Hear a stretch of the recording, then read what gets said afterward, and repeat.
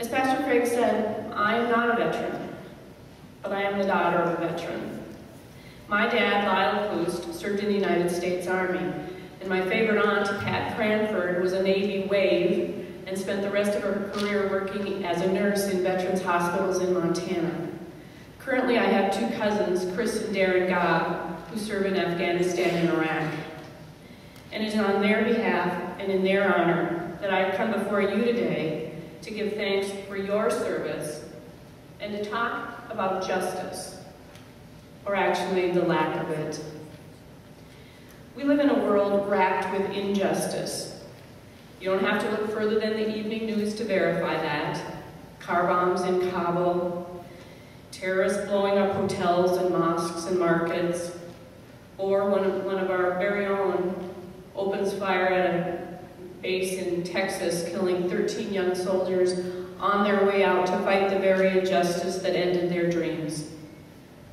We can see that injustice is everywhere. Instead, we live in a world where injustice is ever present in our everyday lives, not only in the aggression of nations, but also in the injustice of poverty, of ignorance, of sickness and the financial ruin that too often accompanies it when families don't have adequate health care. The injustice of bigotry still lives among us, as does the injustice of apathy. You are heroes.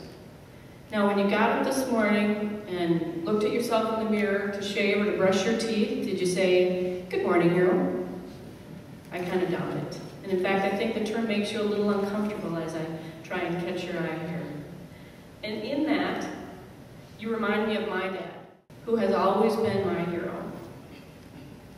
Lyle Poost lived in Glendive, Montana, and was the proud father of 5 girls, and 10 years later, 2 boys, but we hardly count them.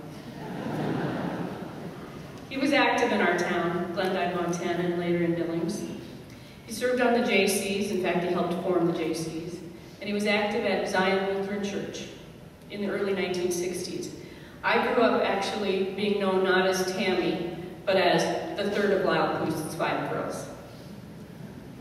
Before he married my mother and was blessed with a house full of girls, my dad served in the United States Army in the early 1950s. It was during the time of the Korean conflict, and he served in Germany for 2 years. My dad rarely talked about what he did in Germany, but my family had an old box of the Germany slides, which were a huge treasure to us. And from time to time, he would drag out the slide projector and he would show those slides on the living room wall. We marvel at the look of this faraway land and a much younger version of our handsome dad. He was our protector.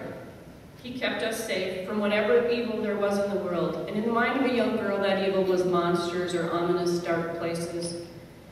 In the adult world, that evil was more often seen as the rise of aggressive other governments, which soldiers, sailors, airmen, Marine, and Coast Guard members were called on to keep in check. The fact that he was a veteran didn't seem that important to my dad. He never talked about his service. He never put on a uniform and marched in our local 4th of July parades. But it was important to us. It was important to his kids, because it was a symbol of the strength that we relied on from him. We knew he would keep us from all harm, because that's what the uniform in the Germany slides told us. And because of that, he was our hero. And that's how I know that you are heroes too. You also put yourself in danger, put yourself between danger and your country to protect those you loved and people you didn't even know. You did this because you saw it as a duty, the duty to fight injustice. So you put on the uniform, and when the evil of fascism seemed unstoppable and we were attacked on our own shores, you battled across the Pacific and stormed the beaches of Europe and liberated millions. When the cloud of communism darkened the world's skies and the long Cold War was commenced, you stood watch for our country, first in an airlift in Berlin, and then in the mountains of Korea and the jungles of Vietnam. When the Cold War finally ended, but injustice still rolled through the world, you fought off aggressors from Kosovo to Kuwait. And those of you who still wear the uniform, or who only recently took it off, you fought the scourge of injustice in the mountains of Afghanistan and the deserts of Iraq.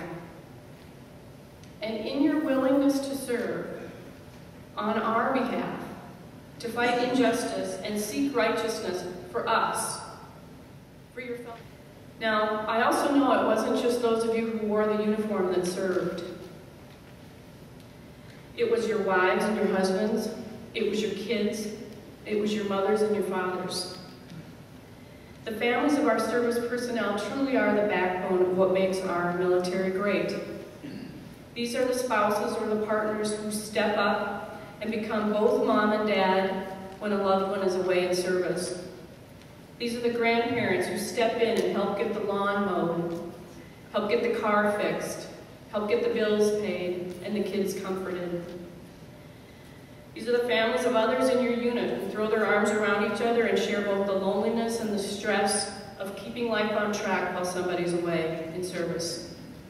To these spouses, kids, neighbors, grandparents of our military families, everyone in this community owes a huge debt of gratitude. Now, to those of you who wore or who now wear the uniform, I call you heroes not only because of how much you serve to protect us from injustice in the world, but how much you have taught us through your actions about the importance of service here at home.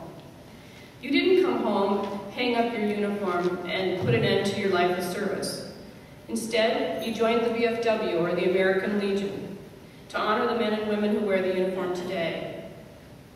As a member of the National Guard Citizen Advisory Committee, I'm honored to be able to attend a lot of the Welcome Home celebrations that are currently held at the American Legion here in Roseville, and I see you there. I see you serving lasagna or directing traffic or simply standing in the back of the room offering your strength and support to these young families. And I've seen you too in the faces of the Patriot Guard, who proudly escort our returning troops home and who too often have the solemn duty of escorting processions through our community and to cemeteries in small towns throughout our state. Your post-military service hasn't been limited to veterans organizations. You serve in our schools, in your faith community, in service organizations like the Rotary and the Kiwanis and the Lions Club and the League of Women Voters. You give to great causes of your time and your resources like Habitat for Humanity and food drives and donating bikes right here at Roseville Lutheran Church. The ways that you have modeled the values of service are just too many to mention. For all of your service in war and in peace, we thank each and every one of you. But for now, I want to thank you, my children want to thank you, your community thanks you, and your grateful nation thanks you. And I would ask all of you to take just a moment and join me in a round of applause to thank each other.